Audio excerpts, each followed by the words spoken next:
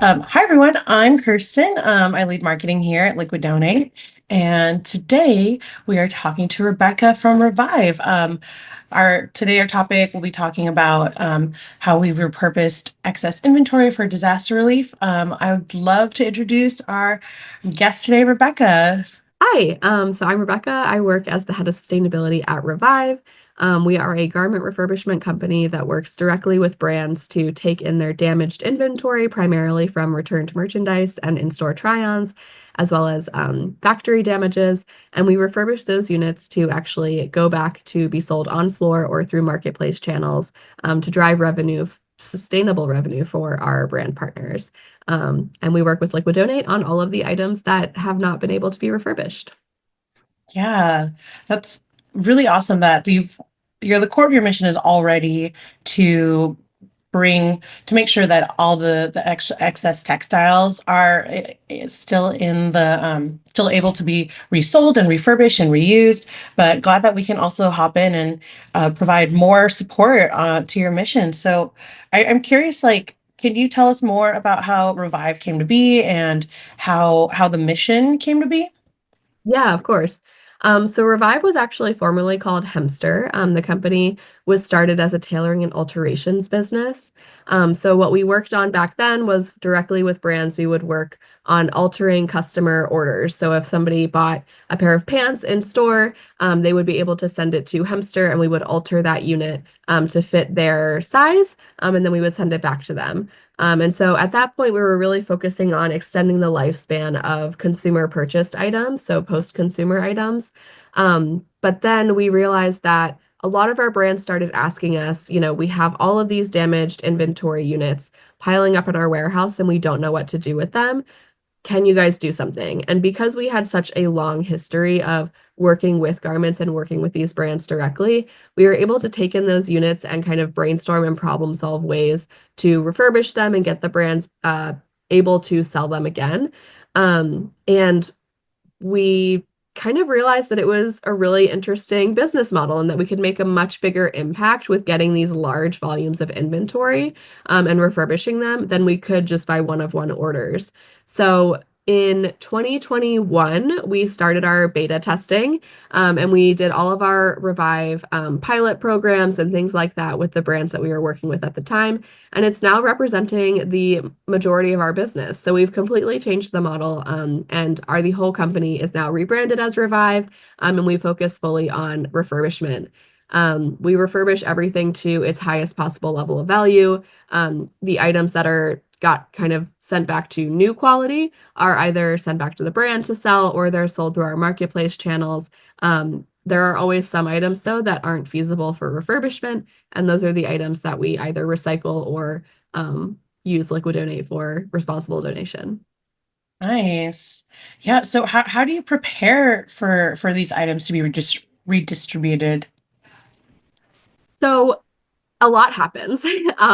So basically, when the items are brought in, we get pallets and pallets of units directly from brands, and every single unit is actually digitized. So we take in everything, an actual person looks at it and inspects it, and we digitize that unit with a unique identification number in our platform. And then from there, we're able to kind of place that item in a prescriptive repair pathway. So whether it needs cleaning, whether it needs a button sewn back on, whether it needs like a seam repair, we put it into its repair pathway. It gets refurbished, and then it is inspected again at the grading process. And then depending on what wants to happen to that unit, whether the brand wants it back or we're going to sell it through marketplace channels, we end up either packing it back up to send to the brand, or we package it up, bin it, and then we list it on our marketplace platform for sale. And that's kind of how the whole process works from end to end. Nice. I feel like you said that really casually. Like that is such a big deal for your operations to be so clean and digitized in that way. What motivated the team to keep it that way? Were you leading that effort? So I did help a lot with kind of the initial Revive launch, and kind of working through how we would operationalize the whole process. But it truly is a collaborative team effort. We've always been a tech-enabled company. So even back when we were doing alterations, the The whole kind of impetus for the company was to really add technology into this like historically kind of traditional and manual process. And so we really wanted to emulate that in Revive as well. As you can imagine, it's really difficult to understand how to refurbish uh, thousands of units when every single unit might have a unique damage. And so it's really important to us not only to keep track of everything, which is one of the reasons we digitize everything, but also to make sure that we can use technology and utilize those tools to enable a much more efficient process. And so we digitize things because it makes sense from a business perspective, but then also because it again helps us to increase the impact that we can have and process more units faster. Yeah, I'm sure you're able to actually see what the environmental impact is with all the numbers that you have. Do you, Yeah, and that's another piece too, right? So because I know exactly what we've ingested on a given day or a given hour, I can really do in real time reporting of all of our ESG metrics. So I can see, like I said, how much we've ingested, how much water usage those units have needed, what kind of repairs are done, the kind of garment types that we're bringing in, so we can kind of compare against new production of certain garment types and really determine our emissions and our footprint based on the amount of units we're ingesting and what kind of units those are, which is really exciting. yeah. Do you have any numbers that you can share with us of how much, like maybe nothing specific, but how much you've diverted from landfills or incinerators? Yeah, so in 2024, we actually just published our impact report, which is on our website. But we were able to I believe it's we were able to refurbish or actually ingest more than 400,000 units. And we were able to do an LCA on those units and determine that our emissions are about 1.788 kilograms of carbon dioxide equivalent emissions per unit, which is an 80% plus reduction in emissions compared to new production. And so we have obviously more specific numbers in our impact report, but the impact of refurbishing versus producing new is immense. There's a huge benefit to refurbishing existing produced inventory that also drives revenue for brands rather than kind of producing those damaged units again or supplementing those units with new inventory the next season. Yeah, that's not even considering like what kind of waste is produced from burning them or sending them to landfill. Like this is just like in the ecosystem of production. Wow. Right. Yeah, exactly.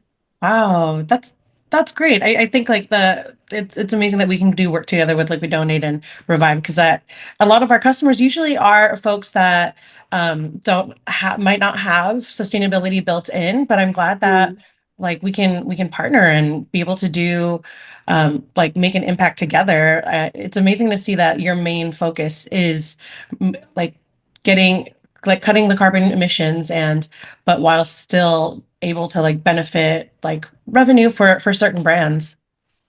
Yeah, I mean, we like to say that Revive is where sustainability meets profitability. That's kind of one of the things we really pride ourselves on. And I think it's really the only way that we can achieve circularity or sustainability in the industry as a whole. We ultimately work at a business and we work with other businesses, and revenue needs to be of top concern, right? It's a huge priority to be able to drive growth while also implementing sustainable programs.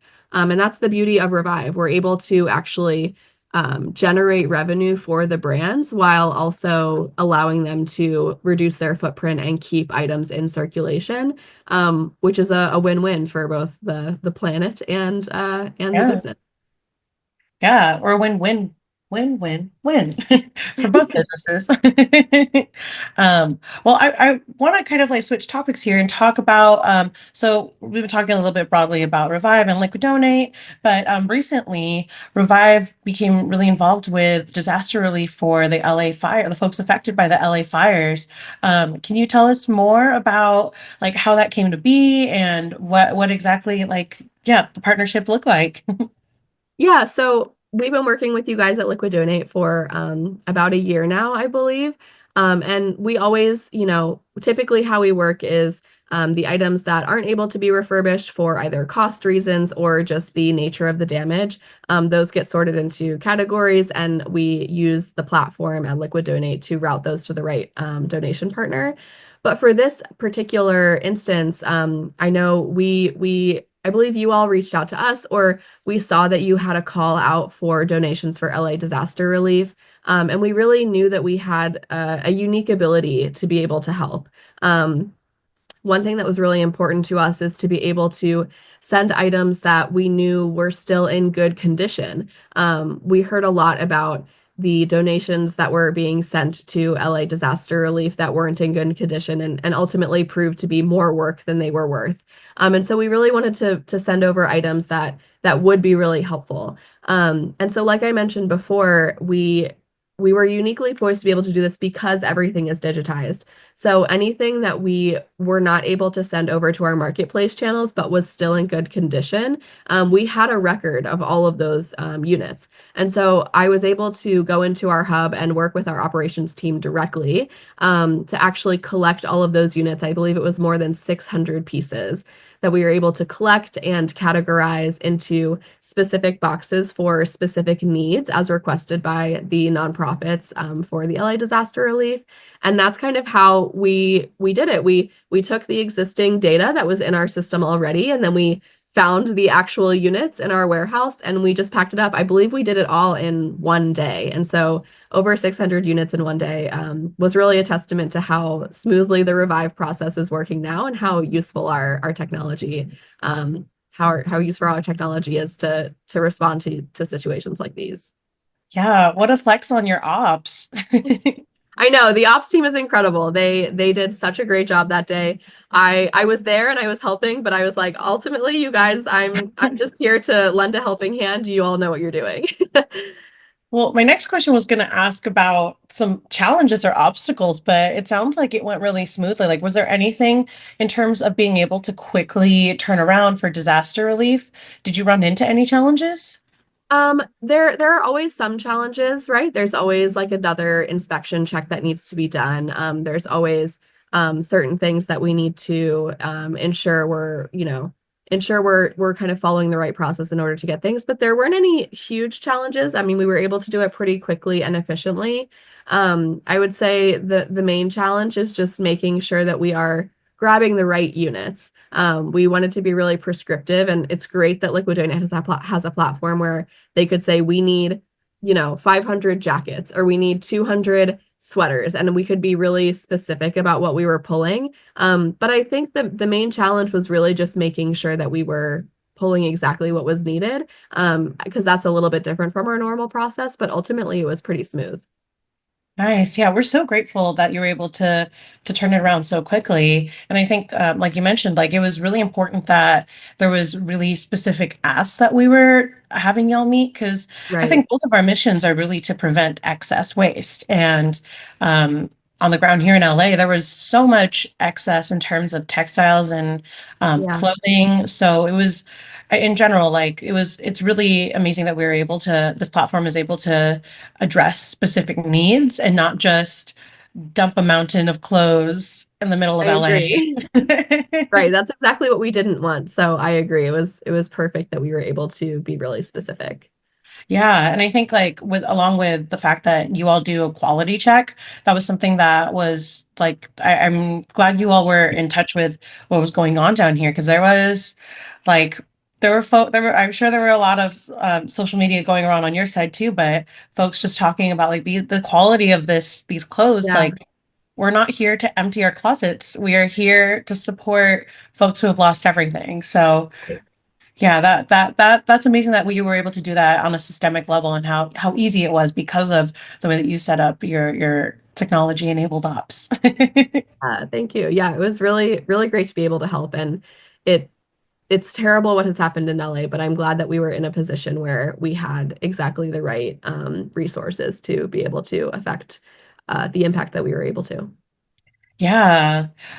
So I want to share a little bit with our audience, like how we've been able to like impact create or make an impact for the folks affected here. So Liquid Donate has several donation partners across the US, but including LA. So when disaster struck, we were able to get in touch with the donation partners in the area who were working directly on the ground. Myself included, I took some time off to volunteer here. So it was great to be able to have a connection to the community while being able to source at a systemic level, because Revive was one of our many partners that were able to provide masks, clothes. We had diapers sent out. Like there were a lot of folks who had young children or senior citizens who needed extra supplies. We also were able to help folks specifically with disabilities. So a lot of different companies were able um, to make an impact here. But I think like with Revive, I think you guys were the most clean in terms of what we were able to upload to our system, and just like I think you were one of the first that were able to get out. So thank you for being able to do that so quickly. Of course. Yeah, it's certainly our pleasure. Just happy to Yeah. help. I'm curious, have you all done disaster relief in the past? We actually haven't. I do think that it's great that we're partnering with you all. It sounds like it's something that you all will continue to do, and obviously we would love to continue to be a part of those efforts. But this was our first time kind of experiencing this type of disaster relief collection. So I'm glad it went really well, and it just proves that in the future it'll be even easier and even more seamless. Yeah, it was our first time too.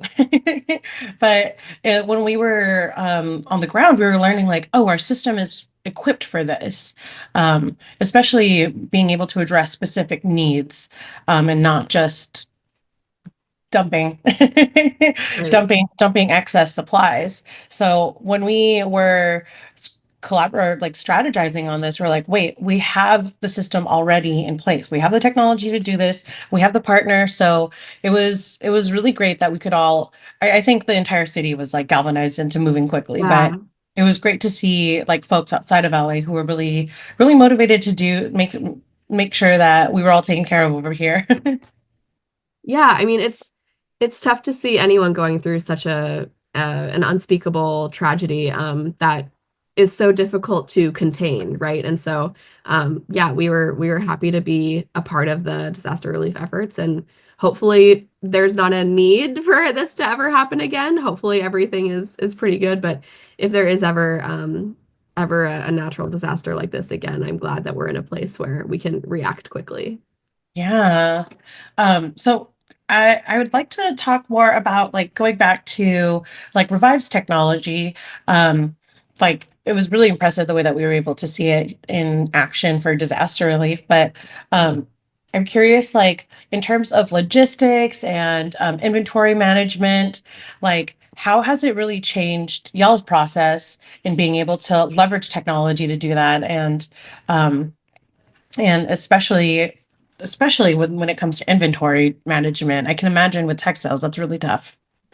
Yeah, I think in general it's tough with apparel and textile goods, but I think specifically for Revive, because every single unit we touch is unique, it poses a really also unique inventory management challenge. And that's part of where that digitization comes in as well. Everything has a unique garment identification number, and that carries through all the way until sale to the customer. And that's really ultimately the way we're able to do all of this operationally. If we weren't digitizing items, if we weren't really specific and tracking all of the damages and inspection that is completed on everything, then we wouldn't be able to list items appropriately. We wouldn't be able to bin items appropriately, and we wouldn't be able to have so many items going in and out of our warehouse at once. So the technology really enables the scale of refurbishment that we have in the Revive process. And it's been obviously a learning process. I mean, there have always been challenges and opportunities, but I think now we're at a point where things are running pretty smoothly and seamlessly, and it's really due to the development that we've done on the tech side to make every unique item traceable throughout the entire process. Yeah, I can imagine. Are you all planning to make your technology available elsewhere? I mean, we're a startup, nothing's off the table.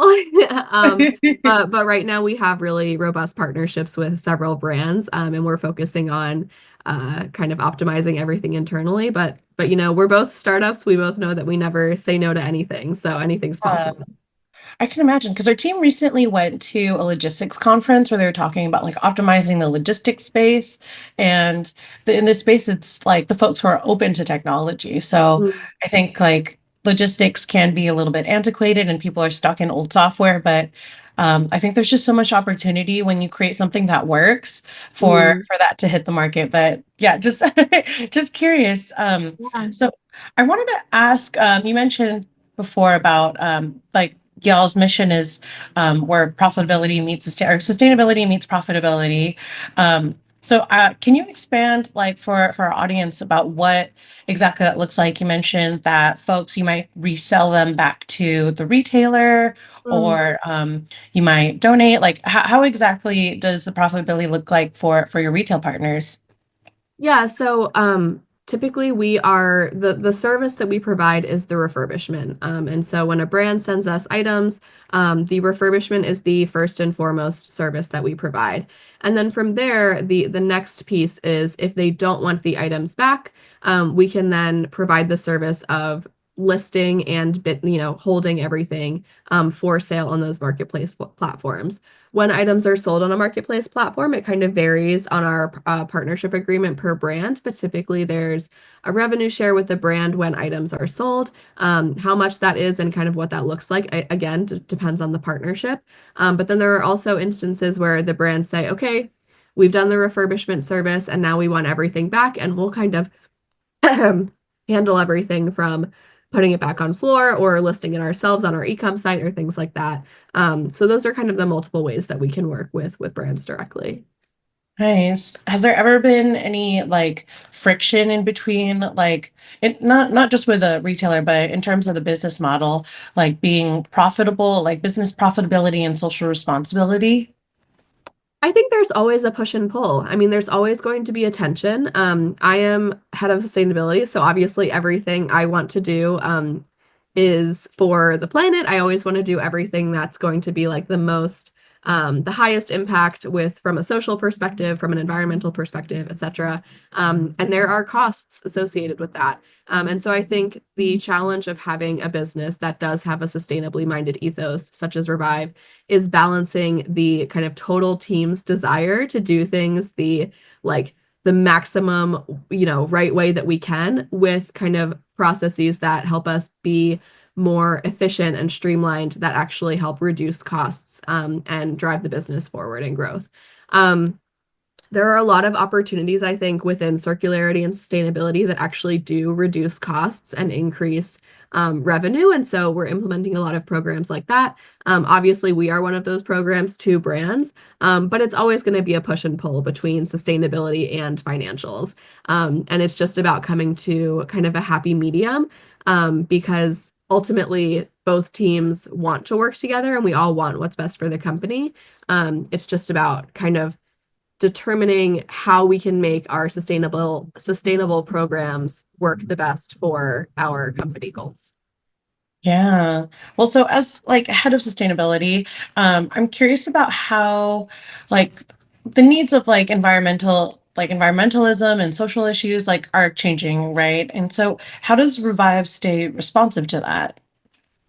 I think the really key piece is first our process is just sustainable inherently, right? So we're reducing waste, and that kind of carries into all other aspects of our business. We try to reduce waste wherever possible. We try to reuse items and things even as simple as boxes or pallets we reuse wherever possible. And so we do things like that. And I also think that from a social perspective, what we're really focused on is keeping kind of each pocket of Revive hubs as hyper local as possible. So we work with a network in our hub in New Jersey, where we work with a network of vendors that are all within 10 miles of our facility. And so that not only obviously reduces emissions from an environmental perspective in terms of not having to transport items long distances, but it also kind of helps revitalize the community that we're a part of. And that's really important as well for when you're looking at ESG, right? Because you want to be able to have the effects of your program work within the community that you're serving. And so while our products that we refurbish go all across the nation, the actual like work that we're doing and the impact that we're creating in terms of jobs and like sustainable work to our community is all within that kind of hyper local radius, which I think is super important. And as we kind of build more hubs and we look into our Atlanta hub and things like that, we're doing things that are very similar to really kind of revitalize those communities that also like haven't been, cleaning and repair has not been as prevalent in recent years, especially with the rise of fast fashion. And so we're really trying to use technology and use our process to bring back some of those kind of old artisan craftsman trades in the community. Nice. Yeah, I was going to ask you about like some of the community partnerships. That's really awesome. I think like a lot of it's interesting how as a society we're kind of like going back to like we went from like hyper globalization, Yep. hyper consumption, and now we're kind of going back into like okay, like how do we go back to the craft? How do we go Right. back to keeping it hyper localized? Or at Um, least I hope so. oh, I guess like some of us are. Right. Yeah. I mean, it's super important. And like I mentioned, not to repeat myself, but not only does it help from an environmental perspective because you're not traveling long distances, but it's so important to keep the impacts of your service and your program within the community that's actually working on it. And so that's something I come back to time and time again, and why we are really focused on some of the partnerships we have with our vendors that are so close, in proximity to us and also in ethos to us as well.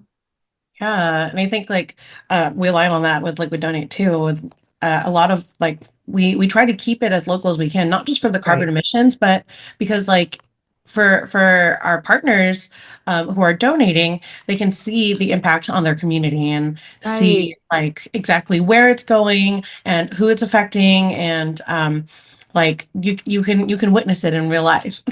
Yeah, and that's a good point as well. I mean, all of the outside of the LA disaster relief, usually the liquid donate donations that we have all go to nonprofits that are in our community as well. So they're all in New Jersey. They're all, set to be at a pickup length away. So we're not shipping things long distances. We're not sending things out to nonprofits that are outside of our community. Everything is still staying hyper local, even from a donation perspective.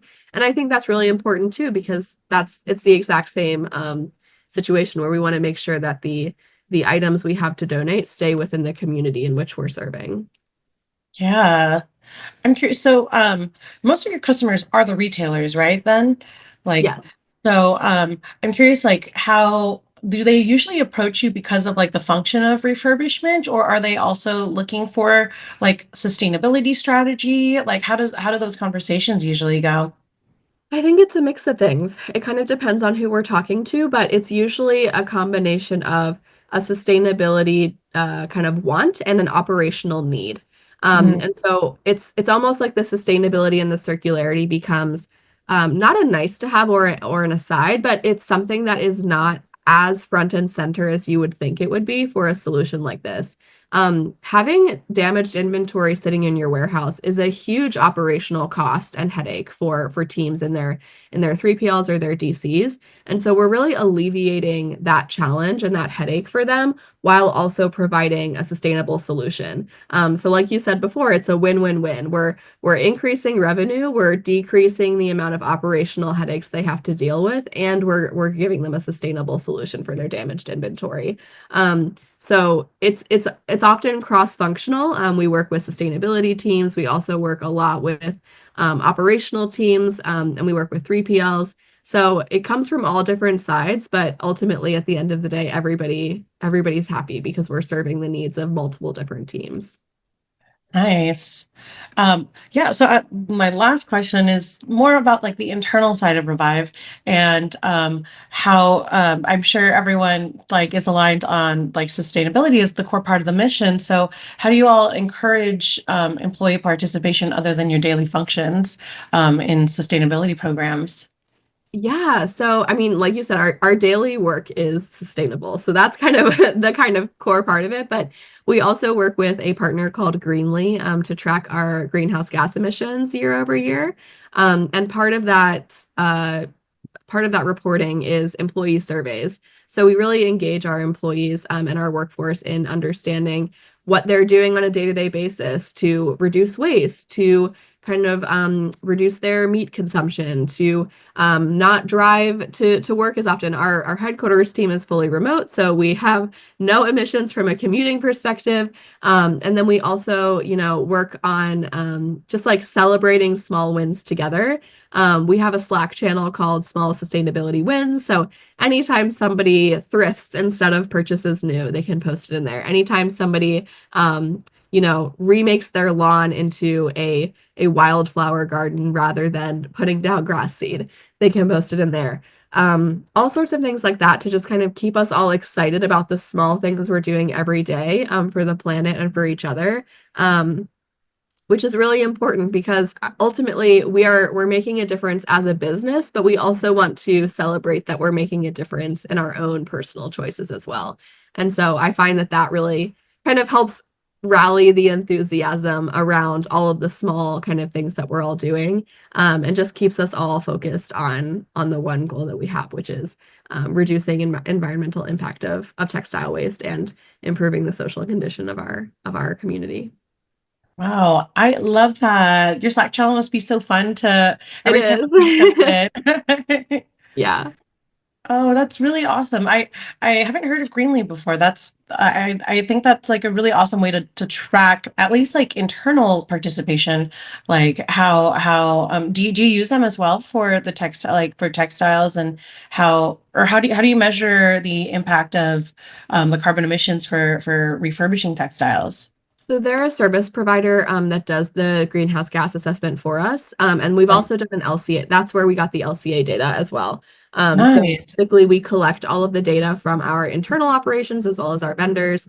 And they have a really intuitive platform where we can input all of that data. And then we receive reports on our greenhouse gas emissions from scopes 1, 2, and 3. And then we also are able, last year, we were able to do an LCA on the gate to gate kind of process of refurbishment. So once an item reaches our dock versus all the way until it leaves for a sale.